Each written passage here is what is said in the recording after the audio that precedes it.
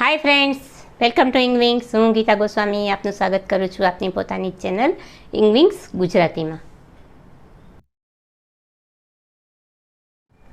આજનો આપણો ટોપિક છે વોકેબ્યુલરી. વોકેબ્યુલરીમાં આપણે હોમોફોન્સ શીખીએ છીએ. હોમોફોન્સ એવા વર્ડ્સ હોય છે કે જેનું પ્રોનાઉન્સિએશન સેમ હોય, જેનું ઉચ્ચારણ સેમ હોય, પણ તેના મિનિંગ અલગ અલગ હોય અને તેના સ્પેલિંગ પણ અલગ અલગ હોય.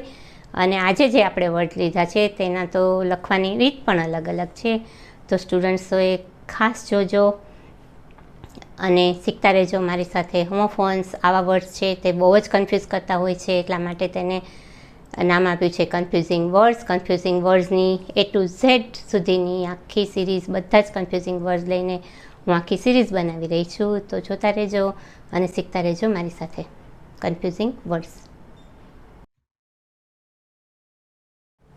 આજે આપણે એવા શબ્દો લીધા છે કે જેનું પ્રોનાઉન્સિએશન સેમ છે, એટલે કે બોલવામાં એક સરખા છે, પણ જેની લખવાની રીત છે તે જુદી છે. તેના સ્પેલિંગ પણ ચેન્જ થઈ જાય છે અને તેના મિનિંગ પણ અલગ અલગ નીકળે છે. તો તેવા વર્ડ્સ આપણે શીખીએ. તો પહેલો વર્ડ છે આપણી પાસે ઓલરેડી. ઓલરેડી બે રીતે લખવામાં આવે છે.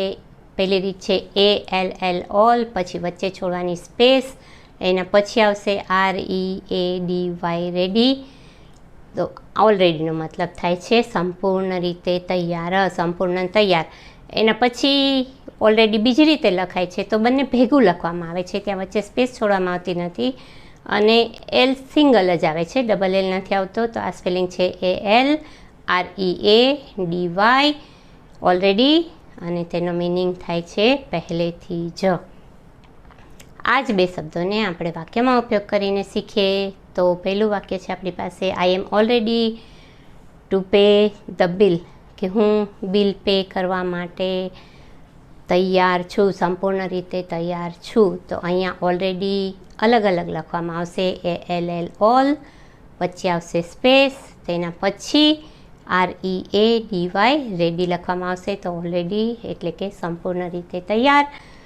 બીજું વાક્ય છે આપણી પાસે I have already paid the bill, કે મેં બિલ પહેલેથી જ પે કરી દીધું છે, બિલ ચૂકવી દીધું છે પહેલાંથી જ. તો અહીંયા આવશે ઓલરેડી ભેગું ALREADY ઓલરેડી એટલે કે પહેલેથી જ.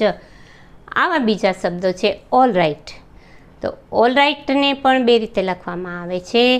ALL ઓલ, એના પછી વચ્ચે છોડવાની સ્પેસ, પછી આવશે RIGHT રાઇટ. આ વર્ડ આપણે ખૂબ જ યુઝ કરીએ છીએ. ઓલ રાઇટ એટલે કહું કે બધું બરાબર છે.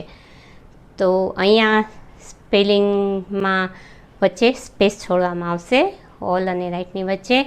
તેના પછી ઓલ રાઇટની પાછળ, રાઇટની પાછળ એસ લગાડવામાં આવશે. તો ALL ઓલ, વચ્ચે છોડવામાં આવશે સ્પેસ, તેના પછી RIGHTS ઓલ રાઇટ્સ. તો ઓલ રાઇટ્સનો મતલબ બહુવચન નથી થતો, પણ ઓલ રાઇટ્સ એટલે કે સર્વે અધિકારો. તો અહીંયા બધા અધિકારો લઈએ તો ઓલ રાઇટ્સ, વચ્ચે સ્પેસ છોડીને લખવાનું. અને ALRIGHT ઓલ રાઇટ ભેગું લખશો તો તે ખોટું પડશે. ઓલ રાઇટ એક એવો વર્ડ છે જે ક્યારેય ભેગો લખાતો નથી, એક ખોટું છે. તો લખતી વખતે ખાસ ધ્યાન રાખજો, ઓલ રાઇટ હંમેશા ALL ઓલ અને RIGHT રાઇટ બંને જુદા લખવાના છે, વચ્ચે સ્પેસ છોડવાની છે. બે ભેગું લખશો તો તે ખોટું પડશે. એના પછીના શબ્દો છે આપણી પાસે ઓલવેઝ. ALL ઓલ, પછી વચ્ચે છોડવાની સ્પેસ અને તેના પછી લખવાનું WAYS વેઝ. તો ઓલવેઝનો મતલબ થાય છે બધી રીતે. અને આ જ બે શબ્દોને આપણે ભેગા લખીએ તો ડબલ એલ નહીં આવે, ત્યાં સિંગલ એલ આવશે. તો ALWAYS ઓલવેઝ એટલે કે હંમેશા. આ બે શબ્દોને આપણે વાક્યમાં ઉપયોગ કરીને શીખીએ. તો આપણી પાસે પહેલું વાક્ય છે I have tried always to solve this problem, કે મેં આ પ્રોબ્લેમ સોલ્વ બધી રીતે કરવાની ટ્રાય કરી લીધી, બધી રીત મેં અજમાવી લીધી. તો અહીંયા ઓલવેઝ બેની વચ્ચે ALL ઓલ અને વેઝ WAYS વેઝની વચ્ચે સ્પેસ છોડવામાં આવે છે. તો તેનો મતલબ થાય છે બધી રીતે. એના પછીનું વાક્ય છે આપણી પાસે Yogesh always arrive on time, કે યોગેશ હંમેશા ટાઈમ પર આવે છે. ઓલવેઝ ભેગું લખાશે અને સિંગલ એલ આવશે તો ALWAYS ઓલવેઝ એટલે કે હંમેશા. આ બે શબ્દોને એક જ વાક્યમાં ઉપયોગ કરીએ તો છે always are not smooth always, કે બધા જ રસ્તા હંમેશા સ્મૂધ હોતા નથી. તો અહીંયા પહેલું ઓલવેઝ છે એટલે કે બધા જ રસ્તા, બધી જ રીત, તો ત્યાં આવશે ALL ઓલ, પછી વચ્ચે છોડવામાં આવશે સ્પેસ અને તેના પછી આવશે WAYS ઓલવેઝ એટલે કે બધી રીતે, બધા જ રસ્તા, અને તેના પછીનો ઓલવેઝ છે ALWAYS ઓલવેઝ એટલે કે હંમેશા. એના પછીનો એવો જ શબ્દ આપણી પાસે છે ઓલ ટુગેધર. ઓલ ટુગેધરને પણ બે રીતે લખવામાં આવે છે, એક છૂટું છૂટું અને બીજી રીત છે સાથે લખવાની. તો ALL ઓલ, પછી વચ્ચે છોડો સ્પેસ, એના પછી ટુગેધર લખો TOGETHER ટુગેધર. તો ઓલ સ્પેસ ટુગેધર એનો મતલબ થાય છે બધા સાથે, એક ગ્રુપમાં જ્યારે બધા સાથે આવે ત્યારે આવી રીતે લખાય ઓલ ટુગેધર. અને એના પછી જ્યારે ભેગું લખવાનું આવે તો એલ એક જ આવશે, સિંગલ એલ, ડબલ એલ નહીં આવે. તો ALTOGETHER ઓલ ટુગેધરનો મતલબ થાય છે સંપૂર્ણપણે, કમ્પ્લીટલી. આ બે શબ્દોને આપણે વાક્યમાં ઉપયોગ કરીને શીખીએ.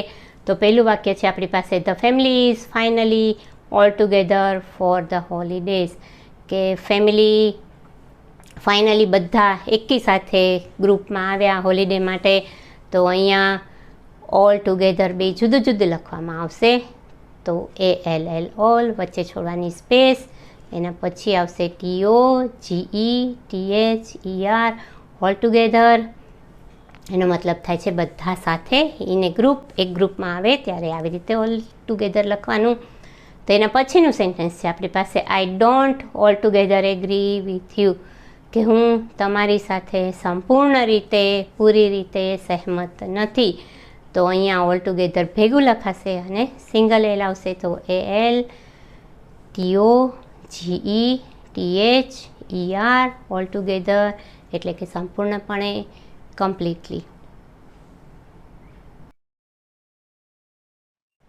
તો આ હતું આજનું આપણું લેસન. તમને કેવું લાગ્યું મને કોમેન્ટ કરીને જણાવજો. ઇંગ્લિશ ગ્રામરનો કોઈ ઓર ટોપિક તમે શીખવા માંગતા હોય તો તે પણ મને કોમેન્ટમાં જણાવજો. કોમેન્ટ કરજો, લાઈક કરજો, શેર કરજો, સબસ્ક્રાઈબ જરૂરથી કરજો. Thank you for watching. મળીએ નેક્સ્ટ વિડીયોમાં. Bye bye.